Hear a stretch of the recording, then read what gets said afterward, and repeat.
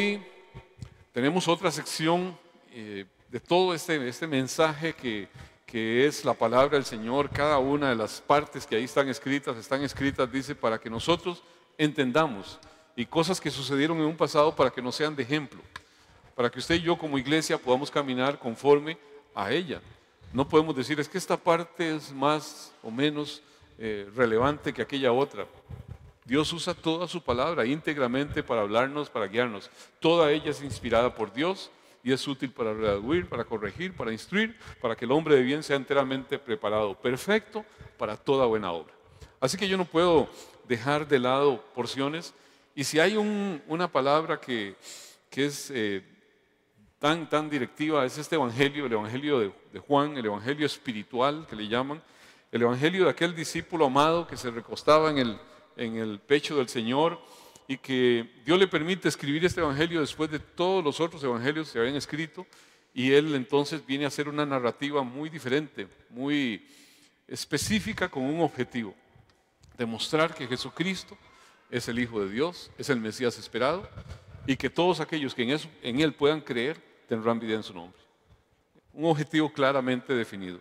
Así que hoy vamos a, justamente en uno de los puntos que esta sección del capítulo 7 encierra, vamos a hablar sobre un tema que le he titulado Más que un gran maestro humano.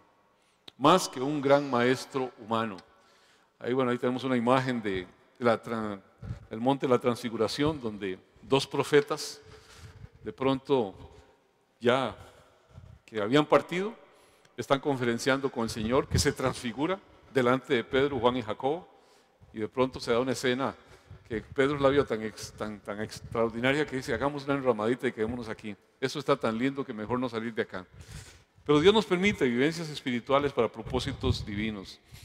Y hay algo interesante: si se juzga con un justo juicio, no hay espacio en lo que son las declaraciones de identidad que el Señor dio de sí mismo, en lo que son las diferentes obras que Él manifestó, de tener alguna forma de mirarlo diferente a lo que Él dijo que era. O sea, no podemos verlo de una forma diferente. O lo descartamos de plumazo por considerar que es una persona que no está en su sano juicio, o entendemos quién es Él. Pero no hay posiciones intermedias. No hay posibilidad de que yo le diga: es que sí, es un buen maestro, es una persona muy sabia que vino a dejar una buena instrucción. O es un loco de mente o es Dios. O sea, y eso es algo que la palabra no nos da espacio, y es parte de lo que quiero enfatizar por lo que vemos en este pasaje. Vamos a hablar en Juan capítulo 7 del verso 14 al 26. Hoy prácticamente solamente vamos a abarcar 3 versículos de eso, del 14 al 24, perdón, y se lo leo de seguido la palabra, y dice así: Mas a la mitad de la fiesta subió Jesús al templo y enseñaba. Y se maravillaban los judíos diciendo: ¿cómo sabe este letra sin haber estudiado? Acuérdense que Jesús se había resistido a ir con todos sus hermanos y todo, y dijo que lo haría, que no lo haría en ese momento con ellos, pero lo hace posteriormente. Entonces sube al templo y enseñaba. Y la gente se maravillaba, los judíos, diciendo: ¿cómo sabe este letra sin haber estudiado? Jesús les respondió y dijo: mi doctrina no es mía, sino de aquel que me envió. El que quiera hacer la voluntad de Dios conocerá si la doctrina es de Dios o si yo hablo por mi propia cuenta. El que habla por su propia cuenta, su propia gloria busca. Pero el que busca la gloria del que le envió, este es verdadero, y no hay en él injusticia. ¿No nos dio Moisés la ley y ninguno de vosotros cumple la ley? ¿Por qué procuráis matarme? Respondió la multitud y dijo: demonio tienes, ¿quién procura matarte? Jesús respondió y les dijo: una obra hice y todos os maravilláis. Por cierto, Moisés os dio la circuncisión, no porque sea de Moisés, sino de los padres. Y en el día de reposo circuncidáis al hombre. Si recibe el hombre la circuncisión en el día de reposo, para que la ley de Moisés no sea quebrantada, ¿Os enojáis conmigo porque en el día de reposo sané completamente a un hombre? No juzguéis según las apariencias, sino juzgad con justo juicio. Padre precioso, permite que esta tu palabra, Señor, tenga sobre nosotros, Señor, luz de tu Santo Espíritu, Señor, para poderla entender, para poderla interiorizar, pero sobre todo, Señor, para poderla aplicar a nuestras vidas, Señor. No queremos ser oidores olvidadizos, sino hacedores de tu palabra, Señor. Guíanos e instrúyenos. A pesar de toda mi limitante, úsame como un canal para hablar tu palabra, Señor, y que pueda tener lengua de sabio para hablar sabiamente. Danos oídos de sabio para escuchar con sabiduría. Y a todos, Señor, el ser gente que tiembla, que se estremece ante tu palabra, y que, Señor, tu palabra sea escrita en nuestro corazón. En el nombre de Cristo Jesús. Amén. Así que Jesús afirma cosas sobre sí mismo que no dan cabida a que usted y yo pueda tener una interpretación dudosa. O él estaba volado, sencillamente era un engañador, o Jesús era exactamente quien él dijo que era. Pero no da paso, no da pie, más bien a posiciones intermedias. Algunas de las declaraciones de Jesús que aparecen en la palabra, nada más se las cito así de seguido, una tras otra. Él dijo haber descendido del cielo. El Señor dijo que fue enviado al mundo por el Padre. El Señor hizo ver que Él era el Salvador del mundo. El Señor manifestó y determinó el destino eterno para las personas. Él lo va a determinar. Él se definió como la fuente de vida eterna. El Señor se estableció como el único camino a Dios. También dijo tener el derecho de recibir la misma honra que el Padre, tener poder para levantar a los muertos, y también a quien anuncian todas las escrituras del Antiguo Testamento, todo señala hacia Él.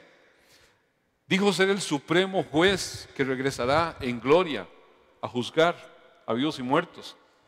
Dijo ser libre de pecado. Dijo tener autoridad en el cielo y en la tierra.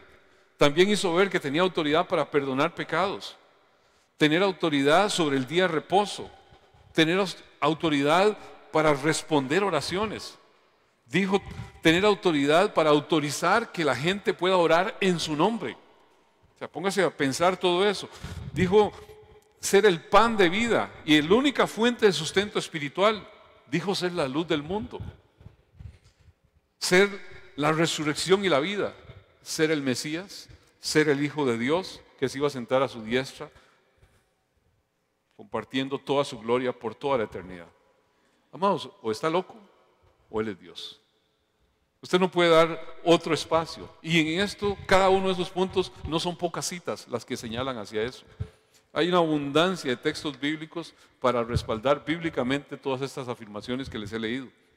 Así que llamarlo un gran maestro de moral humana, como algunos grupos de toda la línea progre actual del mundo pretende hacer ver a Jesús como un pensante más de muchos pensantes, eso es total, absoluta y completamente contrario a lo que Jesús hizo ver. O yo lo descarto, digo, es loco, perdido, o al final de cuentas tengo que entender que sus afirmaciones no obedecen a un lunático, sino obedecen a una persona que realmente cambió la historia. Hay un pensador, un comentarista, C.S. Lewis, le leo nada más lo que él escribió, dice así: un hombre que solo fuera un hombre y dijera la clase de cosas que Jesús dijo, no sería un gran maestro de la moral, sería un lunático. Al mismo nivel que quien afirmara ser un huevo cocido o sería el diablo del infierno. Usted debe elegir, o este hombre era y es el Hijo de Dios, o era un loco o algo peor. Usted puede callarlo por necio, puede escupirlo, puede matarlo como si fuera un endemoniado, o puede caer a sus pies y llamarle Señor y Dios. Pero no vengamos con condescendencias afirmando solo que era un gran maestro humano.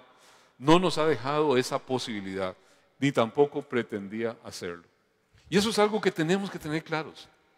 Tenemos que, pues si no, no dimensionamos el valor, el peso de la palabra. El peso de lo que el Señor dijo. Las afirmaciones de Jesús polarizaron por completo a los que oían. Y hoy por hoy polarizan por completo. Yo no puedo decir que es que lo que Dios dice eso, pero yo opino esto. Amado, estoy fuera de contexto. O Él es Dios y tiene autoridad en lo que dice, o es simplemente una opinión más de cualquier ser humano que no fue lo que Dios dijo de Él mismo. ¿Estamos claros en eso? Porque eso justamente ha sido un problema. Y muchos rechazan las afirmaciones de Jesús porque no entienden, porque no lo definen, porque no entienden realmente el peso de lo que Dios me esté hablando algo hoy a través de las formas en que nos hace llegar su palabra. Juan, en su evangelio, tuvo como propósito principal demostrar esa identidad de ese personaje que vino en un momento dado hace ya 2000 y tantos años. Al inicio del evangelio de Juan, nada más les recuerdo, lo habíamos leído, dice Juan 1:10. En el mundo estaba y el mundo por él fue hecho, pero el mundo no le conoció. A los suyos vino y los suyos no le recibieron. Mas a todos los que le recibieron, a los que creen en su nombre, les dio la potestad de ser hechos hijos de Dios, los cuales no son engendrados de sangre, ni de voluntad de carne, ni de voluntad de varón, sino de Dios. Oiga claramente la expresión. Los seres humanos caídos no son hijos de Dios por naturaleza.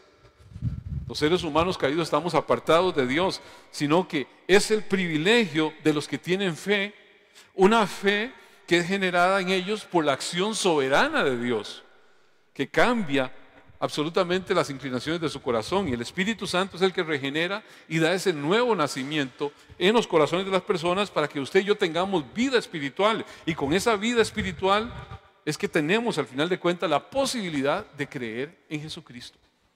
No es que yo creo en Jesucristo y entonces recibo vida espiritual.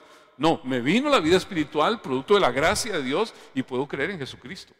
Transformó mi corazón porque yo estaba muerto y tuvo que sucederse un milagro antes de que el muerto recuperara la vida. ¿Estamos claros en eso? Y a veces por no poner claras las posiciones de las cosas no entendemos. Sin la participación en este acto de la voluntad de carne, es lo que dice. No lo recibieron, dice, los cuales no son engendrados de sangre, ni de voluntad de carne. No tiene que ver nada con la voluntad del hombre, sino única y exclusivamente con la voluntad de Dios. Juan solo buscó dejar patente que estaban ellos ante el Mesías, al Hijo de Dios, al Salvador del mundo. Y amados, eso es algo que de plano tenemos que entenderlo si queremos realmente entrarle a la palabra con la dimensión que la palabra tiene en jerarquía, en poder, en valoración de lo que dice. Juan lo dijo claramente en Juan 20:31 cuando dijo: pero estas cosas se han escrito para que creáis que Jesús es el Cristo, el Hijo de Dios, y para que creyendo tengáis vida en su nombre. O sea, con un propósito evangelístico y con un propósito escatológico de que tengamos vida aún después de haber acabado este ciclo mortal nuestro.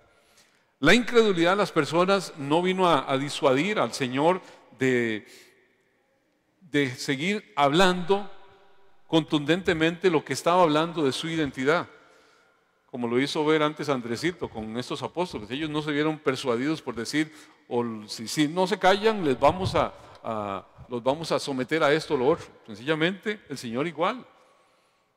Él al final siguió hablando, dando las promesas a los que creían, y cada vez, ¿qué provocó eso?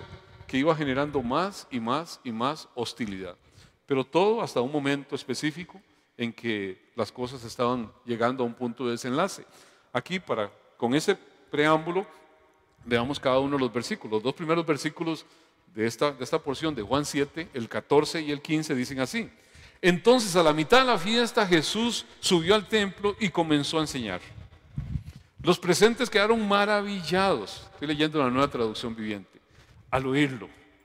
Se preguntaban, ¿cómo es que sabe tanto sin haber estudiado? O sea, su conocimiento, su sabiduría era algo que sorprendía a todos los que escuchaban.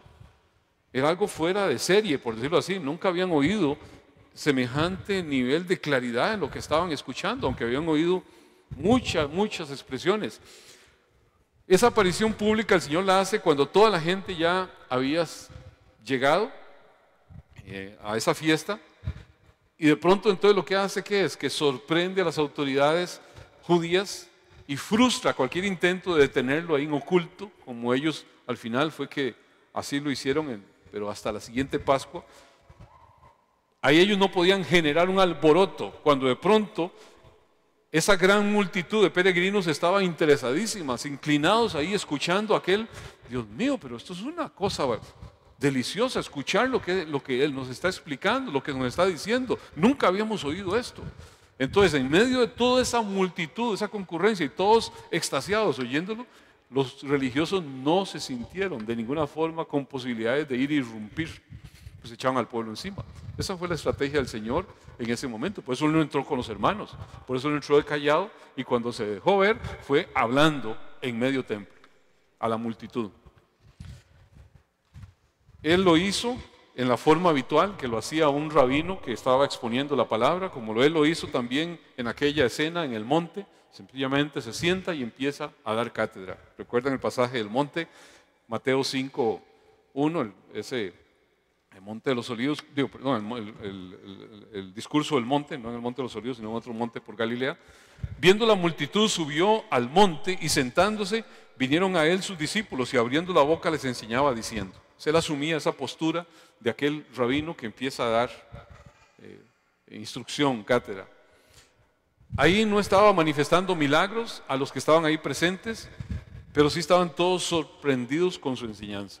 Estaban impactados con su enseñanza. Los mismos judíos se maravillaban de ese atrevimiento y de ese conocimiento, pero cuestionaban y decían al final de cuentas, él no tiene curso de teología. Que yo sepa, no fue al seminario. No vino a nuestras instrucciones, a nuestras cátedras. Esa persona no tiene un título que le acredite.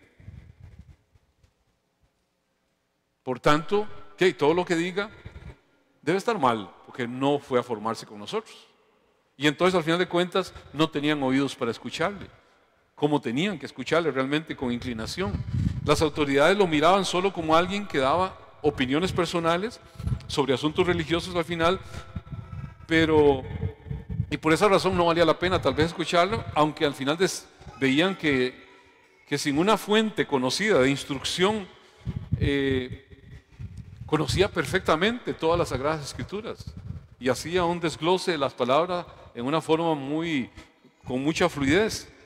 Tanto en su contenido como en toda su enseñanza, Jesús presentaba delante de todo ese auditorio, delante de los que conocían un poco lo que era palabra, una diferencia de calidad sorprendente respecto a lo que todos habían escuchado hasta el momento.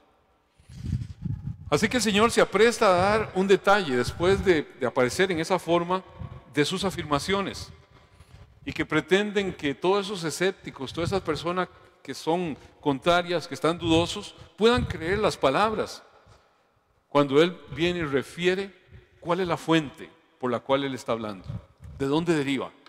Y es lo que se apresta a decir en el versículo 16 y dice, así que Jesús le dijo, mi mensaje no es mío, sino que proviene de Dios, quien me envió. De nuevo, vuelve a martillar sobre su misma posición. No la atenúa para nada. Jesús indica su fuente de enseñanza, su mensaje no es original, sino que proviene de su Padre.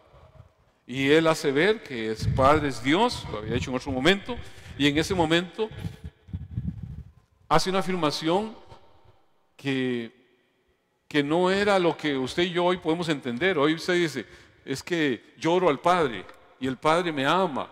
Y usted y yo lo vemos hoy en el contexto actual, moderno, como algo muy entendible, muy digerible. Así nos sentimos, que Dios es el Padre y nosotros somos sus hijos. Pero este no era el contexto en el cual se estaba dando esta clase de revelación, esta clase de expresión del Señor. En aquel momento el que dijese eso estaba haciéndose igual a Dios, estaba haciéndose como hijo de Dios igual a Dios. Y no era, los judíos se sentían como un pueblo que era favorecido por Dios, pero nunca llamaban a Dios de cualquier forma, el poderoso, el omnipotente, todos los diferentes nombres que pudieran conocerse el Señor, pero nunca el Padre. El Padre es un concepto que se abre en el Nuevo Testamento.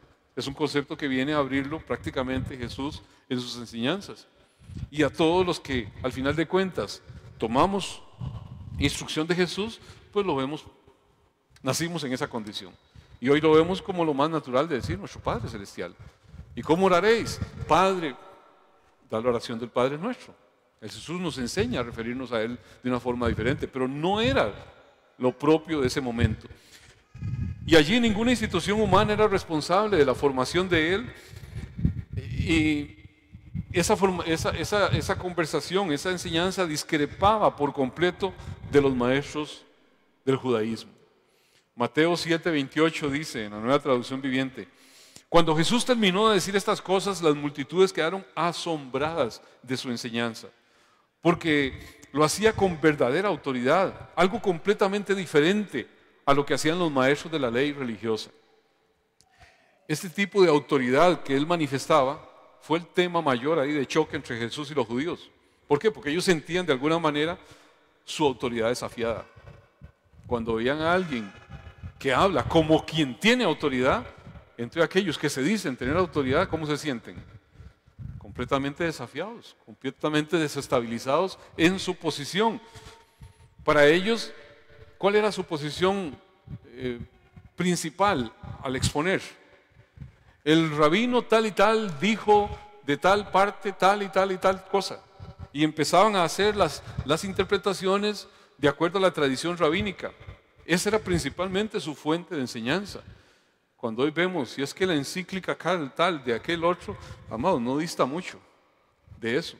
Que de pronto se convierte no en lo que el Señor Jesús estaba haciendo, que era directamente de la palabra, con absoluta nitidez, con absoluta fidelidad, inigualable, exponía la palabra.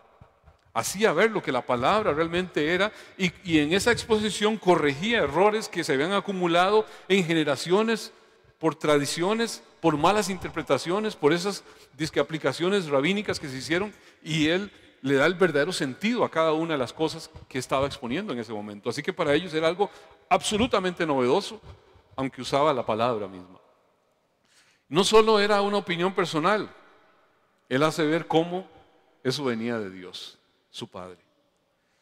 Juan 8:28 dice: les dijo pues Jesús, cuando hayáis levantado al Hijo del Hombre, entonces conoceréis que yo soy, y que nada hago por mí mismo, sino que según me enseñó el Padre, así hablo.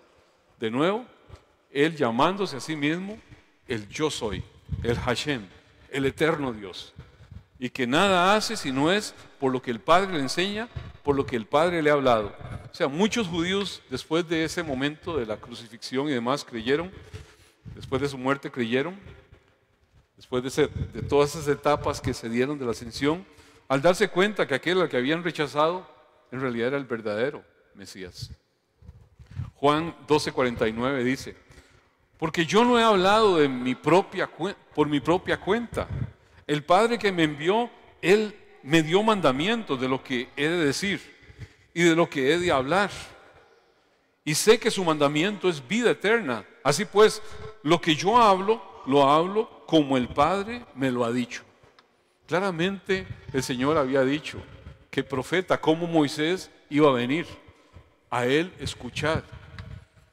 Y el que no oyere a ese, iba a tener problema con Dios directamente. Ya lo había anticipado el Señor, esa venida del Mesías. Solo Jesús tenía ese conocimiento perfecto del Padre. Solamente Jesús tenía los credenciales para poder hablar en nombre de su Padre.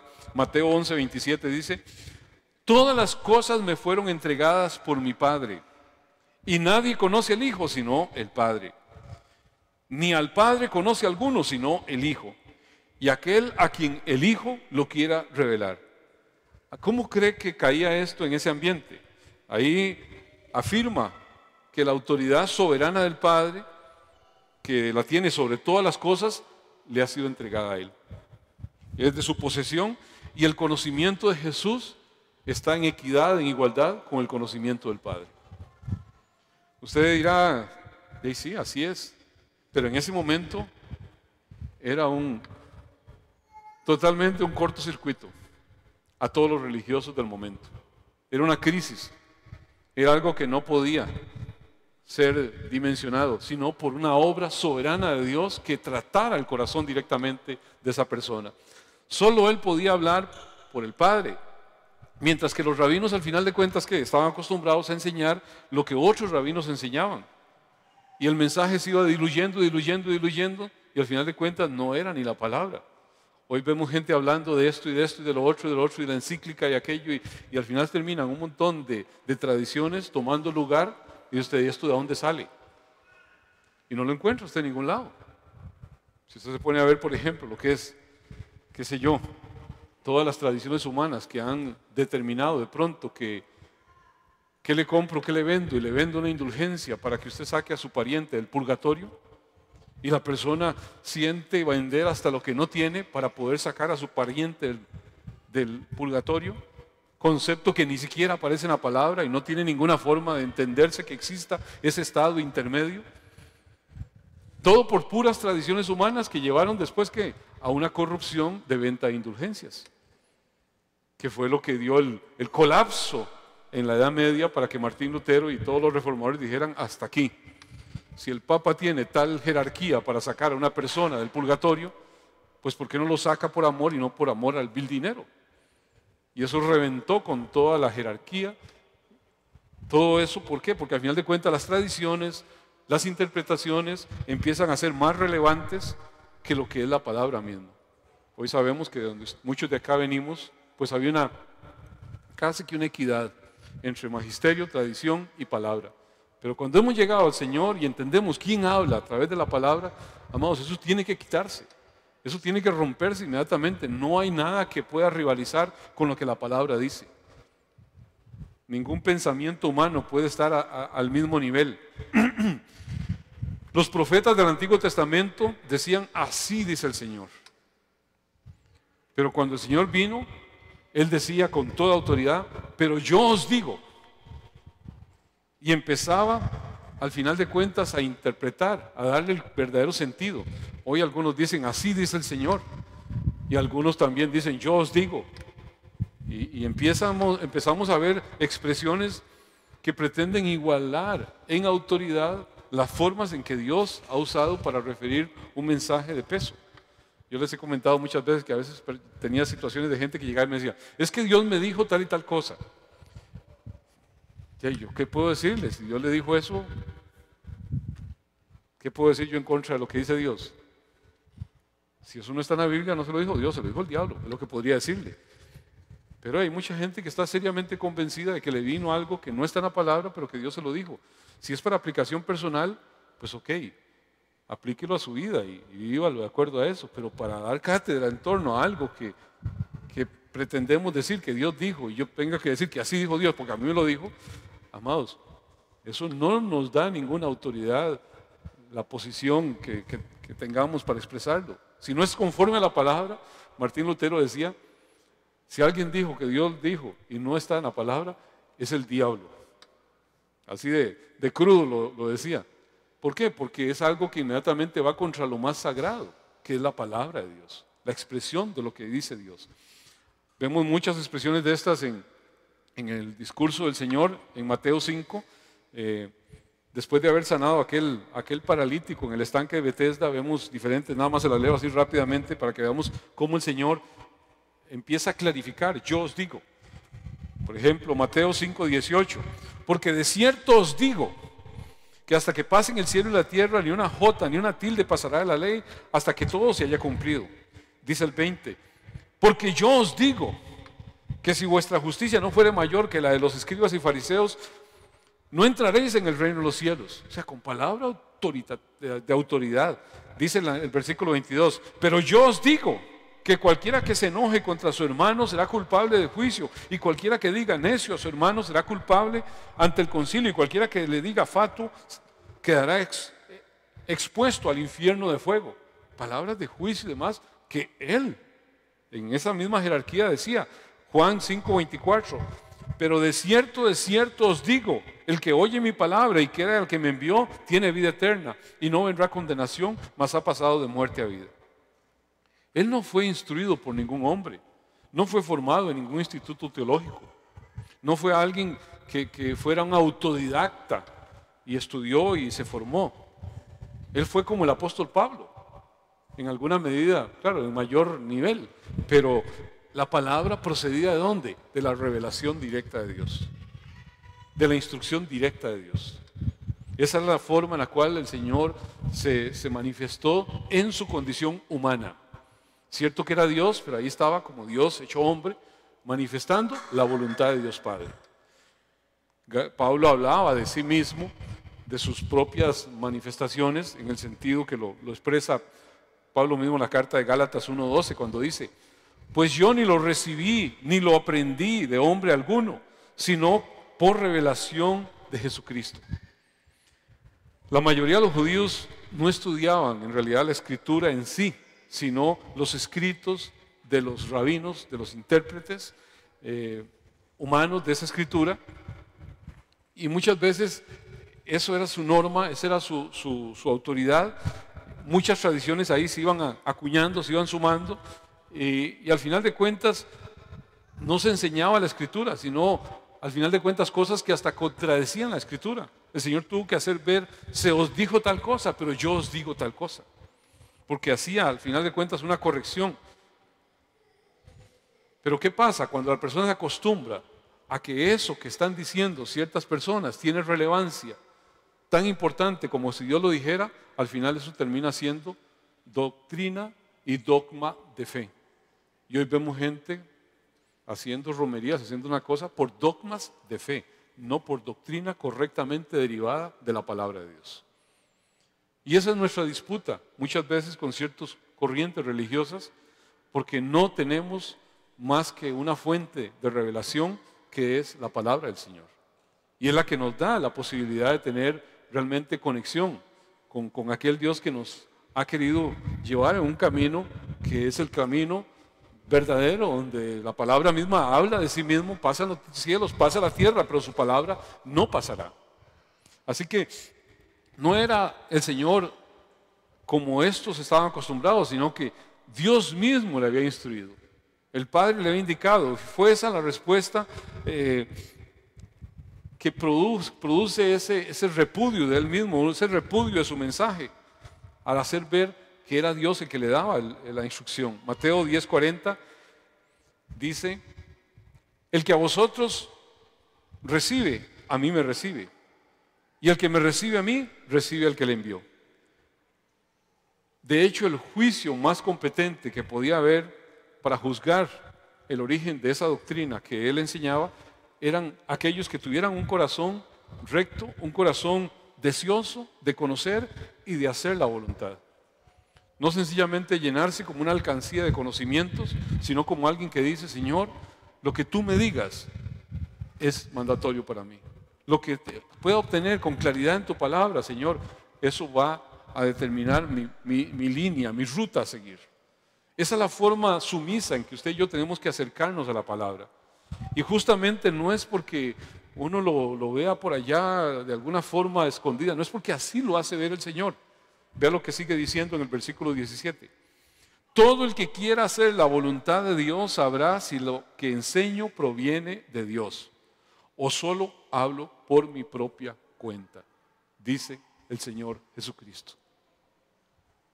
Todo el que quiera hacer la voluntad de Dios sabrá si lo que enseño proviene de Dios o hablo por mi propia cuenta. Eso que Él enseñó, eso que Él instruyó, eso que dejó a otros para que usted y yo lo tengamos hoy, proviene de Dios. Y el que quiera hacer la voluntad de Dios, al final de cuentas, va a tomar eso o va a ponerlo ahí. Bueno, dicen esto, pero yo creo esto.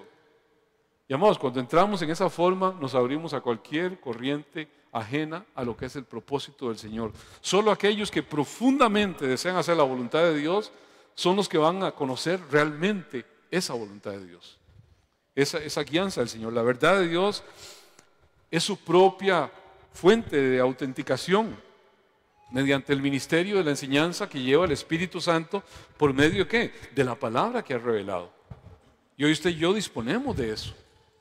No es algo que está en proceso de que se va a dar o no. Ya todo lo que sucedió en ese momento fue para validar quién era el Mesías y para validar la palabra que el Mesías dio y la que a través de los que eran aquellos instruidos directamente, conectados directamente a los apóstoles, hoy usted y yo tenemos como la fuente soberana, suprema de guía y de instrucción y de piedad. Y toda ella, dice Timoteo, es inspirada por Dios y es útil para redarguir, para corregir, para instruir, para que el hombre de bien sea enteramente preparado, perfecto, para toda buena obra.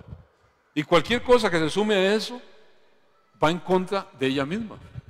Así que ese es el cuidado que hay que tener en el tiempo presente. Juan 16:13 dice: pero cuando venga el Espíritu de verdad, Él os guiará a toda la verdad, porque no hablará por su propia cuenta, sino que hablará todo lo que oyere, y os hará saber las cosas que habrán de venir.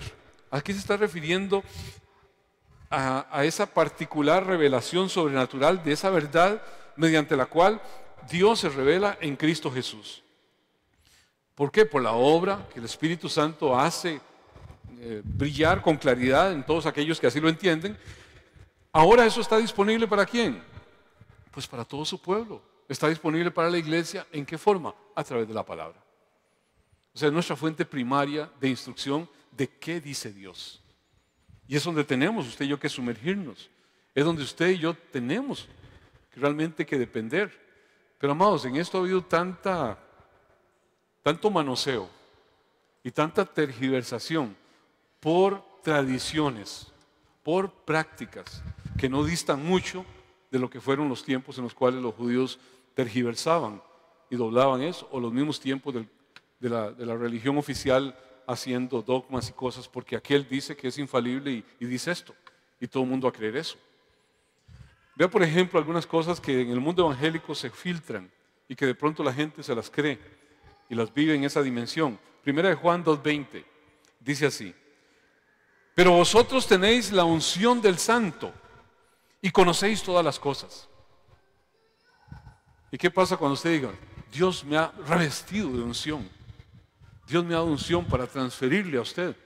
Vengan aquí si ustedes quieren recibir del Señor y yo le puedo pasar de esa unción. Amados, este mensaje lo escuchamos hasta el cansancio, de hiperungidos que andan repartiendo unción. ¿Es eso correcto? ¿Es una dotación especial del ser humano el tener eso? Vea lo que dice esa misma palabra, se la leo en la Nueva Traducción Viviente. Pero ustedes no son así, porque el Santo les ha dado su Espíritu. O sea, no aparece unción, sino su Espíritu. Y todos ustedes conocen la verdad. O sea, Cristo, como el Dios Santo, imparte por su Espíritu, a través del cual viene y es el guardián e ilumina y libra de engaño a todo aquel que entiende esa palabra. Ahí unción y Espíritu Santo son equivalentes. O sea, si usted ve la traducción de uno y otro, unción es igual que Espíritu Santo. Otro pasaje, más adelante, primera de Juan 2:27. Pero la unción que vosotros recibiste de Él permanece en vosotros, y no tenéis necesidad de que nadie os enseñe. Así como la unción misma os enseña todas las cosas, y es verdadera y no es mentira. Según ella misma os ha enseñado, permaneced en ella. De pronto se mira como algo ajeno a lo que realmente es. Veámoslo en la Nueva Traducción Viviente para dar el verdadero, o por lo menos comprender mejor lo que ahí se está diciendo. El mismo pasaje de primera de Juan 2:27. Ustedes han recibido al Espíritu Santo y Él vive dentro de cada uno de ustedes. Así que no necesitan que nadie les enseñe lo que es la verdad, pues el Espíritu les enseña todo lo que necesitan saber. Y lo que Él enseña es verdad, no mentira. Así que tal como Él les ha enseñado, permanezcan en comunión con Cristo. Completamente adquiere el verdadero sentido. El Espíritu Santo de Dios es quien guarda, quien guía al creyente verdadero en todo lo que es la verdad. Usted puede tener un conocimiento, pero cuando el Espíritu Santo imparte eso a su corazón, es una verdad suya. Es una realidad suya. El que no tiene eso, no tiene ese codificador que permite que ese conocimiento se convierta en una verdad que genera un afecto, que genera un amor hacia esa persona. La tarea del Espíritu del creyente genuino, ¿qué es al final? Andar en la verdad, complacerse en la verdad y perseverar en esa fidelidad. ¿A qué? A la sana instrucción, a la sana palabra. Así que vemos en este pasaje así, que la unción es el Espíritu Santo. O sea, lo que usted y yo recibimos, ¿qué es el ungido? Aquel que viene con el Espíritu Santo. Y es para conocer ¿qué? La verdad, que es la palabra del Señor, ¿Quién es Jesucristo? Es el Verbo encarnado de Dios. La verdad se hizo carne. Mi palabra, la verdad, dice, yo soy la verdad. Así que podemos ver cómo esa conexión es, al final de cuentas, todo nos lleva ¿a quién? A Cristo como la verdad, como la palabra, como la unción misma, que es la que al final de cuentas nos da la posibilidad de caminar en lo correcto. Toda la palabra señala hacia Cristo. Todo lo que el Espíritu Santo hace, ¿qué es? Conducir hacia Cristo. Lo vemos constantemente. El Espíritu Santo no es que está echando una puja con Cristo a ver quién tiene más likes o quién es más influencer que el otro. No. El Espíritu Santo señala a Cristo.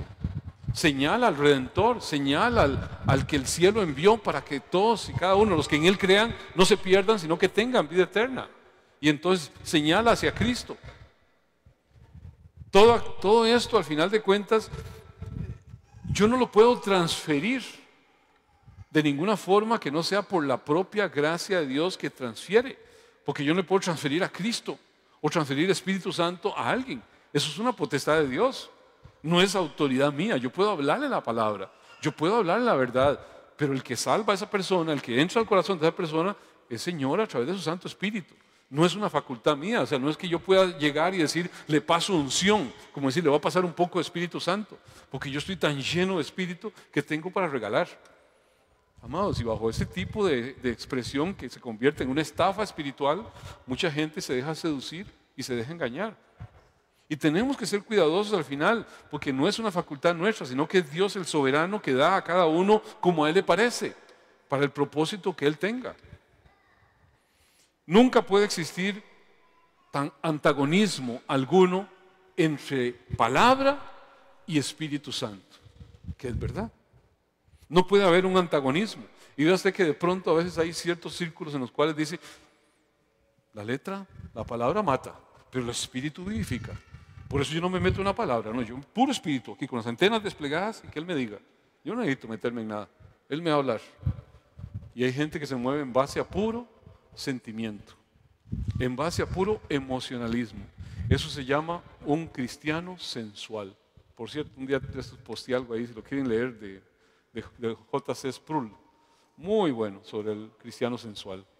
Ahí está en mi página de Facebook, por si lo quieren leer. Así que nunca va a haber una discrepancia entre lo que es Espíritu Santo y lo que es palabra. Porque ¿qué? La palabra se deriva de la revelación que el Espíritu Santo dio a aquellos que escribieron esa palabra. Así que armonizan completamente. El Señor le solicitaron señales adicionales para probar al final de cuentas su autenticidad, para ver si Él era quien decía que es. Pero no obedecía eso a un escrutinio sincero, al final de cuentas. Simplemente eran pretextos. Hoy vemos situaciones parecidas, gente pidiendo algún tipo de manifestación para ver si el asunto es de verdad o no es de verdad. ¿Por qué? Porque no le creen a la palabra, porque la consideran de poca monta, lo que dice Dios. Pero en cambio, si alguien se sana, ahí sí creo. Acuérdese que la palabra nos advierte de que van a haber señales engañosas y que van a llevar tras sí a muchos si no se perciben. Juan 12:18 dice, por lo cual también había venido la gente a recibirle porque habían oído que Él había hecho esta señal. Hoy en el tiempo presente mucha gente se mueve tras la señal. A Señor lo siguieron multitudes, 5,000 alimentó en un momento dado. Y no tengo la menor duda de que la mayoría de esos 5,000 estuvieron gritando, crucifícale, crucifícale. ¿Por qué? Porque se dejaban llevar tras el espectáculo, tras el show. Mateo 16:1 en la Nueva Traducción Viviente dice, cierto día los fariseos y saduceos se acercaron a Jesús para ponerle a prueba, exigiéndole que les mostrara una señal milagrosa del cielo para mostrar su autoridad. Ahí el Señor les reprochó. ¿Por qué? Porque estaban más pendientes de las señales celestiales que ni siquiera podían interpretar las señales mismas, por qué se habían dado y los tiempos mismos en que estaban y quién estaba delante de ellos. No podían hacerlo porque andaban más pendientes de otras cosas. El Señor en todo momento se negó a ese tipo de pedidos, al final de cuentas sabiendo que provenían de corazones endurecidos, de gente que no tenía realmente una inclinación a creer la predicación, a creer lo que Él estaba diciendo. Solo buscaban espectáculo. Y amados, eso no dista mucho de lo que de pronto un gran sector anda buscando, espectáculo. Y a veces dicen, es que no muestran nada porque no tienen nada que mostrar. En cambio nosotros, llenos de unción, vea el poder que, amados, bajo ese tipo de argumento mucha gente se va y piensa que tiene que demostrar para que realmente digan, ahí está. Mucho cuidado. Ahí hay cualquier cantidad de estafa y de engaño en eso. El reto que el Señor hace, ¿cuál es? Humillarse ante la palabra. ¿Para qué? Para conocerla y obedecerla. Es lo que está haciendo. Así llegaría a la certeza al final de cuentas de que su enseñanza era cierta. Si hay esa actitud. Ese es el mismo reto que se da en el día de hoy. La confianza viene al final de cuentas de ese Espíritu Santo que permite que esa palabra sea confirmada como verdad en nuestro corazón. Cuando Cristo Jesús viene a ser entendido como el Mesías que vino, que dio su vida, que se entregó y se está dispuesto a recibir esa palabra. Pasan los cielos, pasan la tierra, pero su palabra no pasará. El que tiene su palabra en su corazón, nada lo va a sacar de esa posición, porque su palabra permanece para siempre. Y entonces está sentado ¿sobre qué? Sobre lo que Cristo hizo. ¿Por qué? Porque lo ha creído, porque lo ha atesorado, porque lo ha hecho suyo. Los que quieran hacer su voluntad, conocerán si su palabra es verdad, si su doctrina es correcta. No una opinión más. Pero cuando yo digo, Cristo dice esto, pero yo pienso esto, me equivoqué. No estoy juzgando con justo juicio. No estoy entendiendo con quién estoy pretendiendo rivalizar pensamientos. Entonces, por eso la palabra dice en 1 Corintios 2:12, y nosotros hemos recibido el Espíritu Santo, maravilloso Espíritu Santo. A veces la gente dice, es que aquellos no tienen el Espíritu, en ti por eso son muy fríos. Amados, si no tuviese el Espíritu Santo, no es de la iglesia, no es de Cristo, no puede entender la luz de la palabra. Y nosotros hemos recibido el Espíritu de Dios, no el Espíritu del mundo, de manera que podamos conocer las cosas maravillosas que Dios nos ha regalado. Les decimos estas cosas sin emplear palabras que provienen de sabiduría humana. En cambio hablamos con palabras que el Espíritu nos da, que son un montón de lenguas irreconocibles, inentendibles. No es eso lo que está diciendo el pasaje. Usando las palabras del Espíritu para explicar las verdades espirituales. Es entendimiento de cosas. Pero los que no son espirituales no pueden recibir estas verdades del Espíritu de Dios. Todo les suena ridículo. Y no pueden entenderlo porque solo los que son espirituales pueden entender lo que el Espíritu quiere decir. Por la palabra. Solo por lo que dice la palabra. Es que no, eso no, el poder realmente es que alguien sea sanado. O que se levante un muerto. La palabra es visible. La palabra no tiene ese peso. Falso, eso no es lo que dice la palabra. Y tenemos que entender, Dios dio esa, de forma gratuita, ¿qué? El don de su palabra. Él dio, y fue a través de este proceso de inspiración de la palabra, de los pensamientos espirituales que provienen de las palabras espirituales. ¿Para qué? Para obtener la vida espiritual, para obtener lo que Dios nos quiere dar mediante esa iluminación de la palabra. Es que el Espíritu Santo viene y suministra a quien, a los santos, la capacidad de discernir la verdad de Dios, la verdad de la palabra. Aquellas verdades divinas que de otra forma no son entendibles. La persona que está muerto en un sentido espiritual es incapaz de comprender las verdades de Dios implícitas en la palabra. Romanos 8:16 dice, el Espíritu mismo da testimonio a nuestro espíritu de que somos hijos de Dios. O sea, los verdaderos hijos de Dios entienden o atienden a su Padre. Atienden lo que el Señor dice. Se inclinan a lo que su Padre dice. Quienes obedecen el llamado de ese que es la sabiduría misma, que es Dios, los que están dispuestos a hacer al final de cuentas la voluntad de Dios, van a recibir cada vez más y más conocimiento, más y más luz. Jeremías 28:13 dice, y me buscaréis y me hallaréis, porque me buscaréis de todo vuestro corazón. Dios permite aflicciones para que usted y yo nos inclinemos realmente y busquemos a Dios con vehemencia, con anhelo, con hambre. Situaciones adversas que nos han acercado y nos han hecho inclinar y buscarlo con verdadero sentido. Gloria a Dios por esa situación. Yo he tenido gente de pronto que he estado dándole alguna instrucción y digo, gloria a Dios por ese fracaso terrible que tuviste, porque si no, no hubieses parado, porque si no, no hubieses levantado la mirada al cielo. Gloria a Dios que pegaste la trompa al suelo. porque es la única manera de ver que no puede existir apartado de Dios. Y amado, Dios permite eso. Y si cada una de las situaciones, experiencias feas, nos hacen depender más y más de Dios, alabado sea su nombre, glorificado sea su nombre. El aceptar o rechazar las afirmaciones de Jesús nunca es, al final de cuentas, una decisión meramente intelectual. Está al final relacionada con cosas, implicaciones morales, espirituales que se van afirmando ahí en el corazón. Cuando buscamos nosotros lo que es la fuente de ese amor de Dios en Cristo Jesús, ¿de dónde brota eso?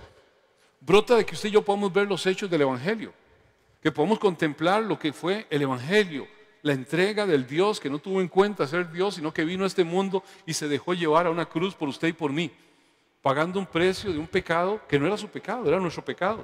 Y podemos contemplar eso, pero solo el conocimiento de eso como un hecho histórico no produce nada. Es cuando el Espíritu Santo toma ese conocimiento y lo manifiesta y lo revela al corazón. Y de pronto suscita ¿qué? Amor por ese que se entregó, por ese que se dio, por ese que se brindó. Cuando el Espíritu Santo aplica ese conocimiento a nuestro corazón, produce en nuestro corazón ¿qué? Una respuesta de amor. ¿Y cuál es la respuesta de amor que se espera de alguien que realmente entiende que fue rescatado? Señor, ¿qué quieres que tú hagas? ¿Qué quieres tú que yo haga? ¿En qué te puedo servir? Tú eres mi Señor, tú eres mi Salvador, te pertenezco a ti. Solo mande y yo ordeno, yo obedezco. Cuando no he entendido el Evangelio, no tengo esa respuesta, sino que pienso que llegué en happy hour y que Dios viene como el genio de la lámpara a complacerme todas mis peticiones. Y entro con un Evangelio totalmente equivocado, el de la prosperidad. Dios vino para que yo viviera sin ninguna dificultad. Pero cuando usted se da cuenta que usted no merece nada, que lo único que merece es castigo, y que ese Dios de gracia, de misericordia, le amó y le apartó a pesar de usted mismo, solamente suscita amor, gratitud y decir, Señor, nada tendría si no fuera por tu gracia. ¿En qué soy útil? Este amor se expresa en actos de obediencia. Así que viene una secuencia: conocimiento, amor, obediencia. Esa es la secuencia que se da. Va pegada. Vea cómo está en la palabra. Juan 17, 26. Y les he dado a conocer tu nombre, y les daré a conocer aún, para que el amor con que me has amado esté en ellos y yo en ellos. Les ha dado el conocimiento para que el amor esté en ellos. Ha manifestado al Padre para que el amor esté en ellos. Y vea lo que dice Juan 14, 15. Si me amas, guardad mis mandamientos. Les ha dado el conocimiento para que el amor esté en ellos, y si se ama, se guardan los mandamientos, se obedece. Entonces es la secuencia, cada uno de esos tres elementos: conocimiento, amor, obediencia, es algo que se va enriqueciendo mutuamente, se va intensificando, se va metiendo, se va ahondando en una experiencia que nos va a hacer cada una de esas partes que cooperen para ese entendimiento de lo que salvación es. El que no ha experimentado realmente eso, amados, piensa que vive para su propia gloria y no para la gloria de Dios. La salvación lo único que produce es gratitud y alabanza y gloria al Señor. Entonces, el producto de todo eso es de la gracia soberana de Dios, que permitió que ese conocimiento nos fuera revelado por su Espíritu Santo y usted y yo entendamos la obra de gracia que se hizo a nuestro favor. Y viene a influenciar que toda nuestra personalidad y nos transforma, ¿para qué? No para nuestra propia gloria, sino para la gloria del Señor. Y en todo lo que hacemos, al final lo hacemos para la alabanza y gloria de su santo y bendito nombre. Suscitaré en este pueblo un prodigio grande y espantoso. El Dios de los cielos vino a este mundo a dar su vida en una cruz para rescatar a pecadores perdidos que no tienen ninguna posibilidad. Arrepentidos, el reino de los cielos se ha acercado. Es lo que usted y yo tenemos que entender. Es lo que sucedió en nosotros. Así que el conocimiento nunca santifica el corazón, nunca santifica ni cambia la conducta. Sin un discernimiento genuino al final, si no cambia el carácter, si no cambian nuestras condiciones, debe estar presente en todo momento una inclinación a entender lo que el Señor hizo y a inclinarnos a su voluntad en obediencia. No se puede esperar una visión distinta y clara de las verdades divinas al final, a menos que nosotros estemos dispuestos ¿a qué? A poner en práctica ese conocimiento, eso que Dios nos ha manifestado. Al vivir de acuerdo a la luz que Dios me da, ¿qué sucede? Experimentaré más luz. Tendré más entendimiento de cosas. Dios va a entrar en el ajuste fino y va a hacer ver cosas que están en nuestra vida que a Él no le agradan, que a Él no le gustan. Dejaremos de ser chapuceros en muchas cosas y de pronto usted se mete en la palabra y empieza a extraer cosas que dice, Dios mío, qué tesoro. Eso estaba ahí, yo no lo había visto. Y empieza a encontrar riquezas que no las había visto. ¿Por qué? Porque entró en ese conocimiento obediente a Dios, ese conocimiento inclinado a Dios. Y termino con dos pasajes que dibujan eso.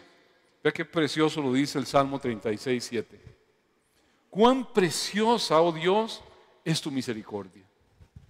Por eso los hijos de los hombres se amparan bajo la sombra de tus alas.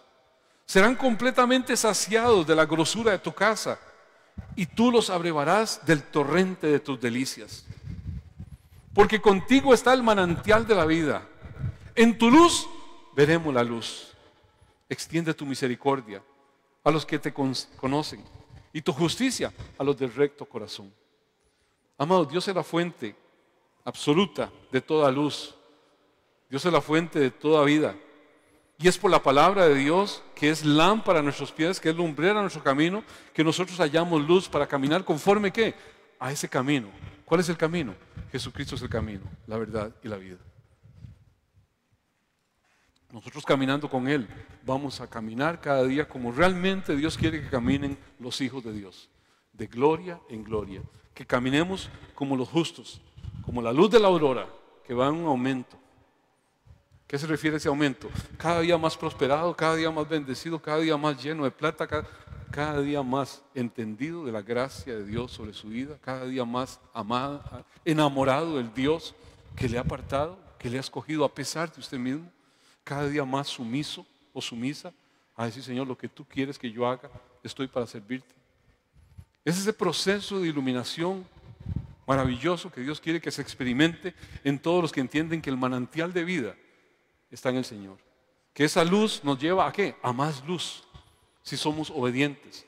Conocimiento no es simplemente un fin en sí mismo.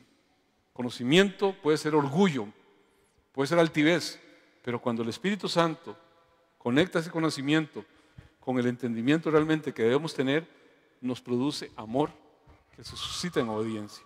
Ve lo que decía Matthew Henry. Todo el que esté dispuesto a someterse a las reglas de la ley divina quedarán convenientemente expuestos a los rayos de la luz divina. Bueno, qué bonito pensamiento. Todo el que quiera someterse tendrá luz. En su luz veremos la luz. El que quiera hacer la voluntad de Dios conocerá si lo que está hablando es verdadero o no lo es. Bendito Dios. ¿Cómo no amarte, Señor? ¿Cómo no exaltarte? Proverbios 4:18 dice, mas la senda de los justos es como la luz de la aurora, que va de aumento hasta que el día es perfecto. El camino de los impíos es como la oscuridad, no saben en qué tropiezan. Hijo mío, está atento a mis palabras, inclina tu oído a mis razones, no se aparten de tus ojos, guárdalas en medio de tu corazón, porque son vida a los que la hallan y medicina a todo su cuerpo. Bendito Dios, tu palabra es un precioso tesoro. Tu palabra, Señor, es la guianza segura sobre la cual podemos caminar. Queremos ser ese pueblo, Señor, que se inclina ante ti, Señor. No queremos hacer esa separación, Señor, que maliciosamente muchos engañadores han hecho, Señor, de tu palabra y los sentires sensuales, Señor, de corazones corruptos. Queremos ser ese pueblo que se inclina a esa luz que tu Santo Espíritu da sobre el conocimiento de tu palabra, Señor. Y podernos inclinar a ti, Señor, obedientemente, amando tu obra, amando tu persona, amando, Señor, lo que nos ha llamado a amar y atender en esta existencia, Señor. Hoy nos rendimos ante ti y entendemos, Señor, que estábamos muertos, Señor, absolutamente, sin ninguna posibilidad. Pero tú nos has llevado de nuevo, Señor, al jardín, al Edén, al lugar donde, Señor, tu favor y tu gracia es abundante, es manifiesta. Queremos ser ese pueblo, Señor, que vive día a día, Señor, contemplando tu hermosura y agradeciendo tu favor. Queremos ser ese pueblo que te adora. Adoremos al precioso Dios, al único y suficiente Dios. Demos gloria a su santo y bendito nombre.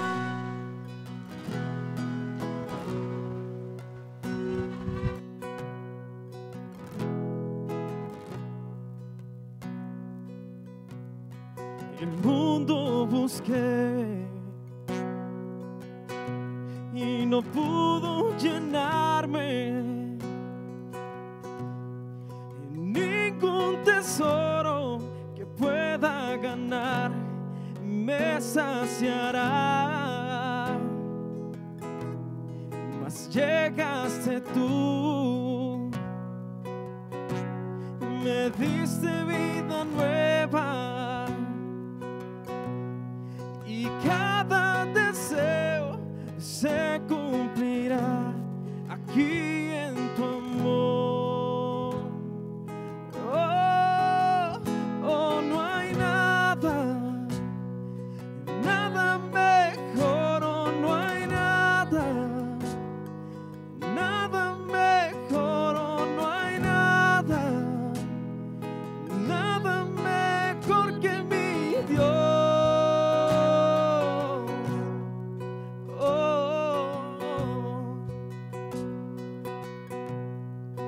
Vengo a ti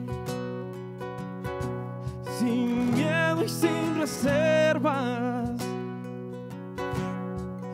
Cada fracaso has visto, Señor, y aun tu amigo soy, porque el Dios de los montes es el Dios de los valles. No hay lugar que me pueda alejar de tu gracia y amor. Oh, no hay nada, nada mejor, oh, no hay nada, nada mejor, oh, no hay nada, nada mejor que mi Dios. Oh, no hay nada, nada mejor, oh, no hay nada, nada mejor, oh, no hay nada, nada mejor que mi Dios.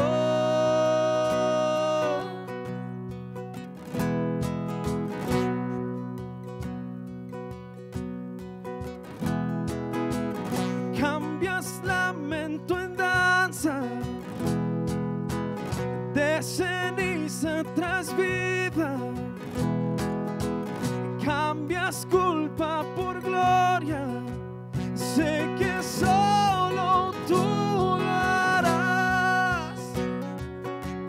Cambias lamento en danza, de cenizas tras vida. Cambias culpa por gloria, sé que solo tú lo harás. De las ruinas y tumbas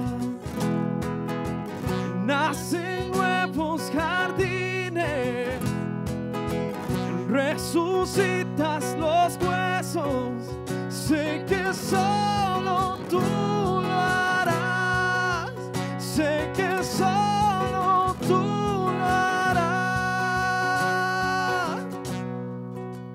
Oh, no hay nada, nada mejor, oh, no hay nada, nada mejor, oh, no hay nada, nada mejor que mi Dios.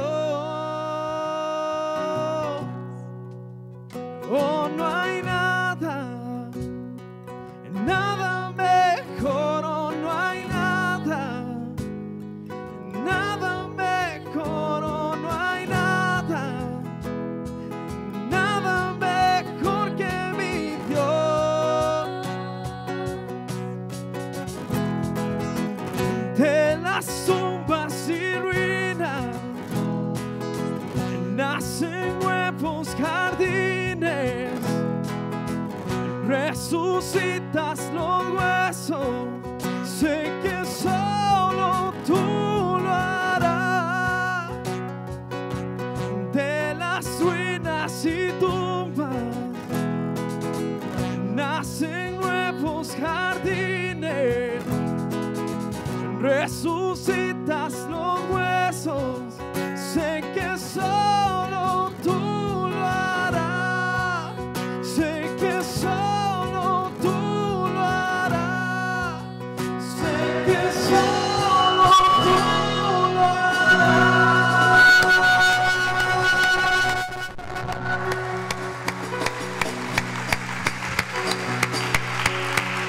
Solo tú, Señor, solo tú, oh Rey, solo tú. Transforma, Señor, nuestra ruina.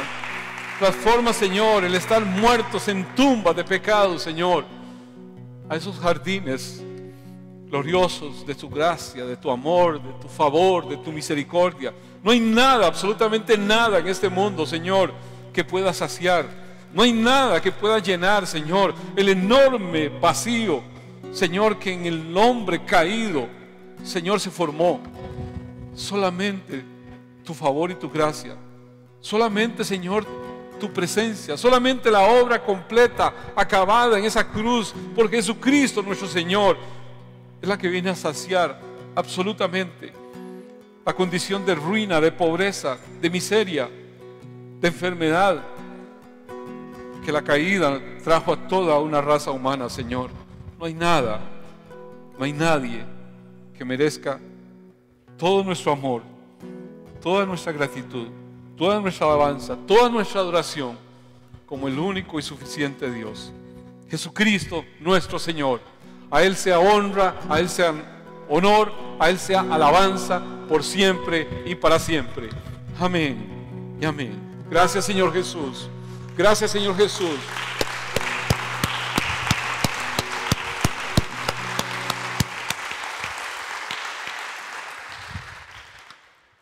Todos damos palos de ciego en diferentes momentos de nuestra vida.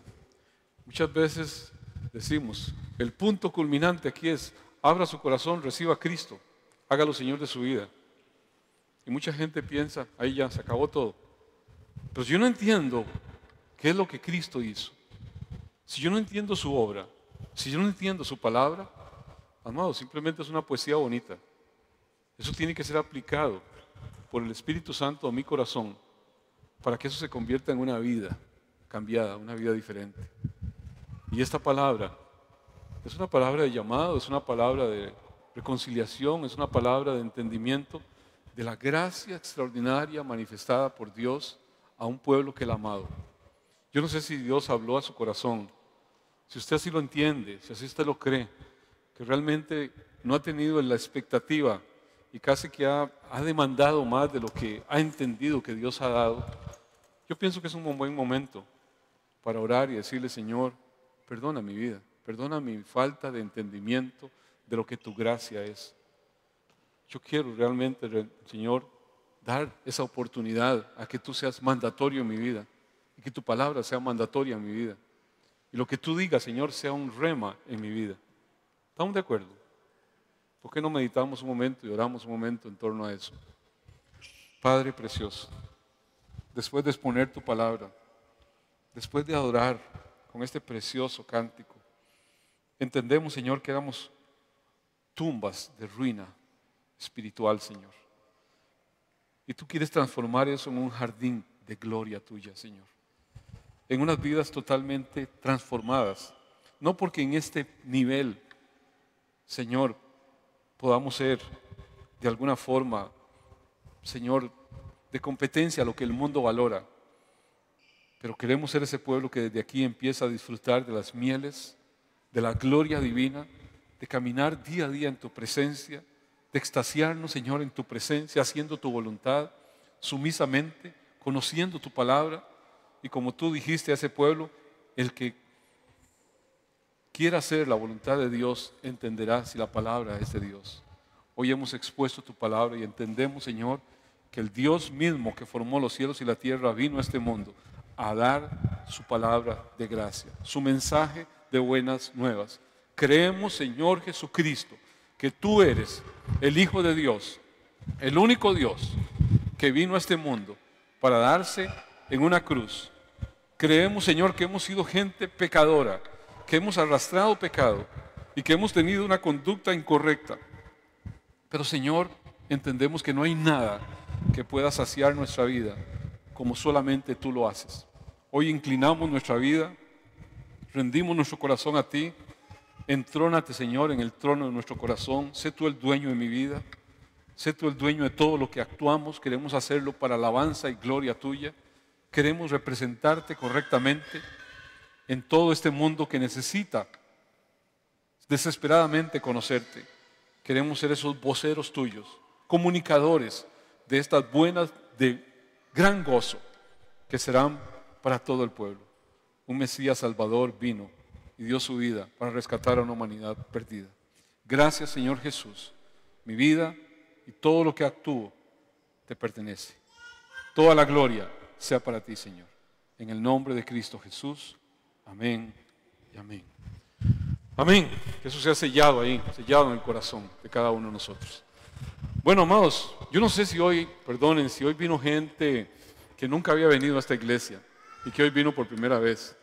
A veces a mí me pasa que me adentro en la palabra y no saludo a los que de pronto nos visitan y tal vez primera vez vienen a una iglesia, no sé.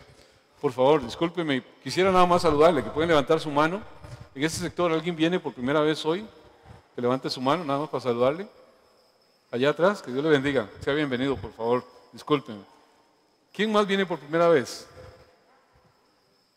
¿Acá? ¿Alguien viene por primera vez? Bueno, el varón allá. Quisiéramos al final tomarle unos datos suyos para tener algún nivel de contacto con usted y poder seguir algún nivel de relación que Dios quiera establecer. Damos gloria a Dios por su vida. Bueno, amados, queremos orar también por algunas necesidades. De hecho, sabemos de alguna gente, y tristemente en demasía, que están pasando por esta situación. Algunos llaman una gripe fuerte, otros no le dan ese carácter, pero bueno, sabemos que se está dando una explosión de esto que poco se sabe. Yo sé que en esto hay mucha conspiración de todo lado, pero es algo que todo el mundo de camino ha tenido que ir aprendiendo sobre la marcha. Y bueno, pandemia no la hemos tenido desde hace más de 100 años, que hubo una en el 1915, 14 por ahí, y ahora tenemos esta otra. Y hay toda una situación que se está dando, por lo menos las autoridades dicen, cuídense, no se expongan de demasía, y sé de muchos hermanos que están con la gripecilla, dirían algunos, Dios quiera que solamente pase a eso, pero ahí sabemos de hermanos también que de aquí, que han estado con nosotros, que ya no están. Pero en esto no es asunto de atemorizarse, sino es un asunto meramente de tener precaución y cuidar a los demás. Yo quiero pues que oremos por varios que están ahí. Nos pidió Esteban, Jeffrey, ellos están afectados y quieren pues que oremos también por ellos y que Dios guarde a Cata y a sus hijos. También pues la familia Lacayo está con alguna afectación. No sé quiénes otros más puedan estar con esto mismo, pero también hay gente que siempre han estado en nuestras oraciones, que amamos y que queremos en todo momento un buen desenlace, como Dianita Barca. Bueno, Lucianita, mi nieta, está con gripe. Esperamos que hasta ahí. No la he visitado en toda esta semana por si acaso. Ayer tuve que atenderla de largo y me decía, Tito, y me levantaba las manos y yo me dejé un puño el corazón, pero no podía abrazarla y ella que la levantara. Bueno, pues tenía la otra nieta en la casa. Pero son cosas que se dan, si queremos cuidarnos unos a otros. Entonces vamos a orar por todas estas personas que están convalecientes, afectados, y que pues todo esto pueda deparar al final de un buen suceso y que sea ojalá el término de toda esta cosa tan fastidiosa en que hemos estado. Padre precioso, ¿a quién acudiremos sino a ti, que tienes palabra de vida eterna, Señor? Tu palabra nos dice que por nada estemos preocupados, sino que todo lo elevemos delante de ti con acción de gracias. Así que, Señor, estas peticiones de necesidades de sanidad tuya, Señor, sobre todas estas personas que hemos mencionado y las que no conocemos y que están allí afectadas, Señor, oramos para que tú te glorifiques en sus vidas y que esto pase, Señor, como lo que hasta el momento ha sido, algo sin mayores consecuencias, y que podamos, Señor, retomar pronto, Señor, una normalidad efectiva en todo lo que es el quehacer de nuestra vida normal de iglesia y en general. Padre, oramos para que tú te glorifiques en la vida de estos que hemos mencionado y que puedan tener una pronta recuperación. En el nombre de Cristo Jesús te lo pedimos y te damos desde ya toda la gloria, toda la honra, el honor y la alabanza sean solamente para ti. Amén y amén. Les dije la semana pasada que íbamos a tener a mediados del otro mes la celebración del 25 aniversario. Ya queremos ser prudentes, no queremos que, ya se hace ver que a mediados del otro mes va a estar el momento más crítico de esto y tampoco queremos ser causantes de nada. Entonces vamos a prorrogarlo al mes siguiente. Las mujeres sí tenían una actividad o tienen una actividad programada para finales de este mes. Como es una actividad al aire libre y demás, no suscita mayor problema, nada más los distanciamientos que ya ellos previeron y demás, se va a seguir, se va a llevar adelante. Entonces está siempre, creo que es el 29 por ahí, ok, para ese día esa actividad de mujeres está programada. Por lo demás, amados, cuidarse unos a otros. Lo que para usted puede ser una gripecilla, para otro puede ser algo más fregado. Así que no podemos jugar con la salud de otros. No sabemos en la medida en la cual les puede afectar. Así que no es de atemorizarse, es de confiar en el Señor, pero tampoco ser un gestor de propagación de todo esto. ¿De acuerdo? Vamos a orar. La bendición final, darle gracias a Dios por este tiempo hermoso que nos ha podido permitir tener expuestos a su palabra. Padre, qué bueno eres, tan lleno de gracia, de misericordia, de bondad. Tu palabra, Señor, es una lámpara a nuestros pies, es una lumbrera a nuestro camino. Es en la luz que esta palabra tuya nos da, Señor, que hallaremos luz, Señor. Y nos hace ver tu palabra que nuestro transitar, nuestro caminar como pueblo que tú llamas justo, Señor, es como la luz de la aurora, que va de aumento en aumento hasta el día perfecto. Sabemos que ese día, Señor, será en tu presencia. No aquí en este mundo caído, sino en tu presencia. Y nos vas preparando en ese transitar a tu presencia, a tu venida gloriosa, Señor. Padre, bendigo a este pueblo, a esta iglesia preciosa que tú amas y yo amo, Dios. La bendigo en tu nombre, conforme la instrucción que tú dijiste, así bendecirás a mis hijos.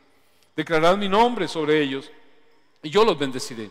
Que el Señor Dios del cielo y de la tierra te bendiga y te guarde. Que ese buen Dios haga resplandecer su rostro sobre ti y tenga de ti misericordia. Que ese buen Dios alce sobre ti su rostro, llene tu vida, llene tu casa, llene tu corazón de paz.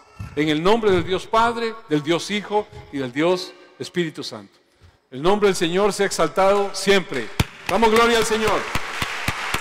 Que Dios les bendiga, que Dios les lleve con bien, se les ama mucho.